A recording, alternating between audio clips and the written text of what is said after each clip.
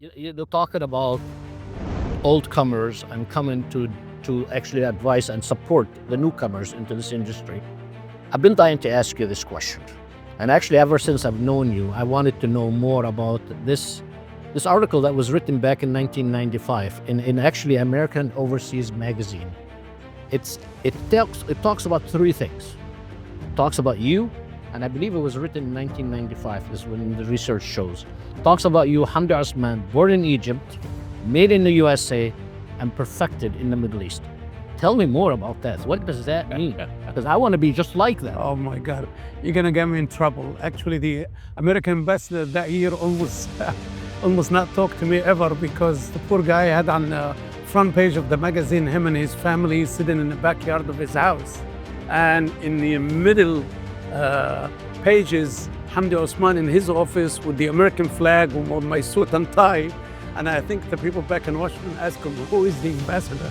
So with that in mind, it is great to have a future. I was one of the lucky people in my life that my dad was in the Navy and was able to encourage me to travel. So I traveled during the holiday month from first year in university, the second year, the third year, to different countries. So I started from Italy, then UK, then Germany, and then when I finished 1976, I ended in the US.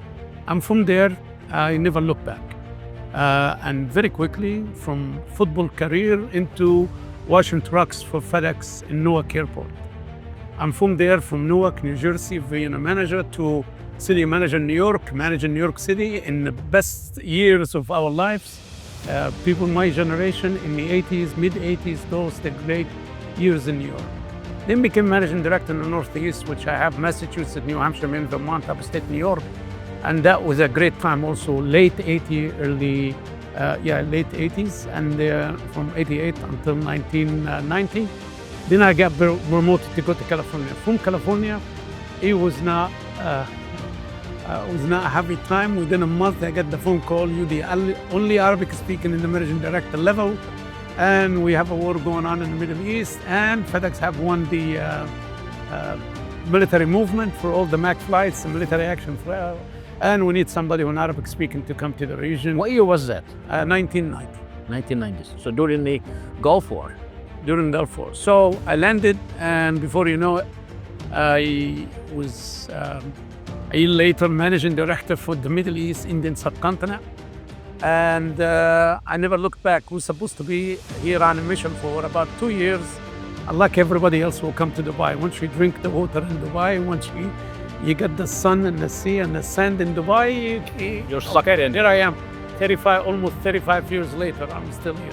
So with that, I got moved on to take over many positions in FedEx, to take over Africa, and later on all of the Indian subcontinent, and early 2000, I became the Senior Vice President for Europe, Africa, Middle East, Indian subcontinent, as called the CEO for that 132 country, with many, of course, responsibility, including the air and the ground position.